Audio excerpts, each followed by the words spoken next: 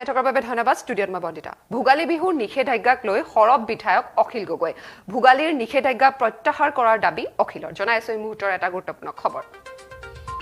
মুখ্যমন্ত্ৰী ৰাজনৈতিক নেতাহে অসমৰ অভিভাৱক নহয় 31 ডিসেম্বৰৰ নিশা যদি বাধা প্ৰত্যাহাৰ কৰা চৰকাৰে ভোগালীটো কৰক পুনৰ চৰকাৰৰ বিৰুদ্ধে সৰব বিধায়ক অখিল গগৈ ভোগালীৰ নিষেধাজ্ঞা প্ৰত্যাহাৰ কৰাৰ আহ্বান স্বাস্থ্য মন্ত্ৰী আৰু মুখ্যমন্ত্ৰী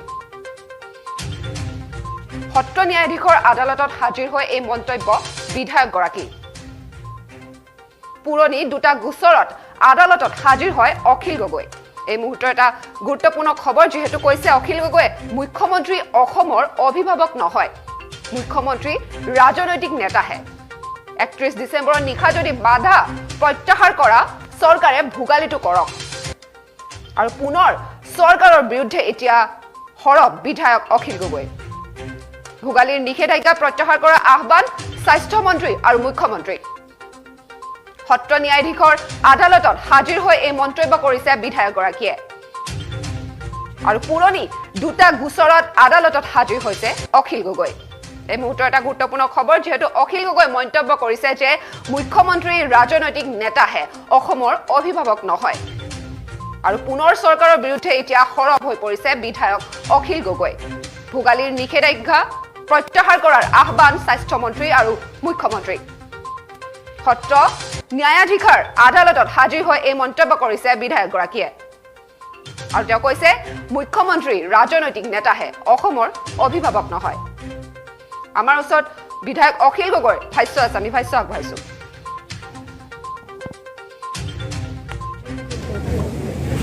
প্ৰথম কথাটো হ'ল যে আজি আপোনাৰ আদালতত আহিছিল কিয় আহিছিল আজি মই বহু দিনৰ আগৰ 2011 চনৰ আন্না হাজাৰীৰ আন্দোলনৰ সময়ত এটা পুৰণি গোচৰ আছিলে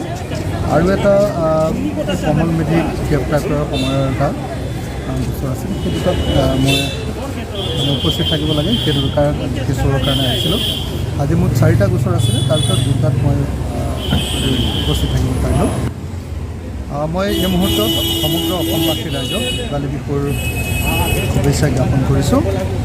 এটা সংকটৰ সময়ত আমি ভোগালী বিহু পালন কৰিছোঁ গতিকে সকলোকে সাৱধানেৰে সৈতে ভোগালী বিহু উদযাপন কৰিবৰ কাৰণে অনুৰোধ জনাইছোঁ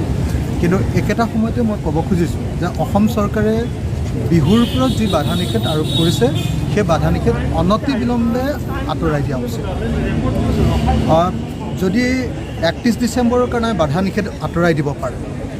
আপোনালোকে দেখিছে যে 31 ডিচেম্বৰত সান্ধ্য আইন আছিলে তাক শিথিল কৰি দিয়া হৈছে পূজাৰ কাৰণেও বাধা নিষেধ আঁতৰাই দিব পাৰে ছট পূজাৰ কাৰণেও বাধা নিষেধ আঁতৰাই দিব পাৰে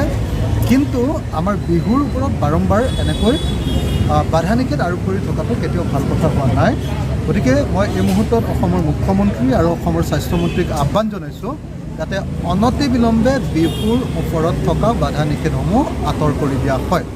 বিশেষকৈ 10 বজালৈকে সেই মানুহ বাহিৰত থাকিব পাৰিব এই যি কথা কৈছে এইটো কেতিয়াও সম্ভৱপৰ নহয় মাঘ বিহুৰ দিনা সকলোৱে ৰাতিটো খুব গুৰুত্বপূৰ্ণ আৰু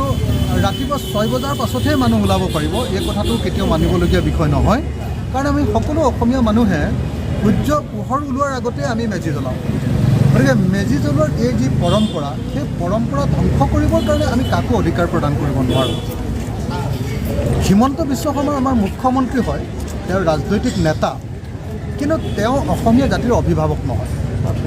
গতিকে হিমন্ত বিশ্ব শৰ্মাই যদি বাৰম্বাৰ এনেকৈ আমাৰ বিহুৰ ওপৰত এনেকুৱা বাধা আৰোপ কৰি থাকে সেইটো মানিবলগীয়া বিষয় নহয়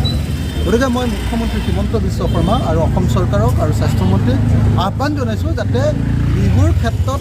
সম্পূৰ্ণৰূপে তেওঁলোকে যিবিলাক বাধা নিষেধ আৰোপ কৰিছে সেইবিলাক যাতে উঠাই লয় তাৰ কাৰণে আহ্বান জনাইছোঁ আৰু আশা কৰিছোঁ যে বিহুটো আমাক স্বাধীনভাৱে আমাৰ নিজৰ মতে পাতিবলৈ অনুমতি দিয়া হয় আনহাতে যি সময়ত আমাৰ বিহুৰ ওপৰত বাধা নিষেধ আৰোপ কৰা হৈছে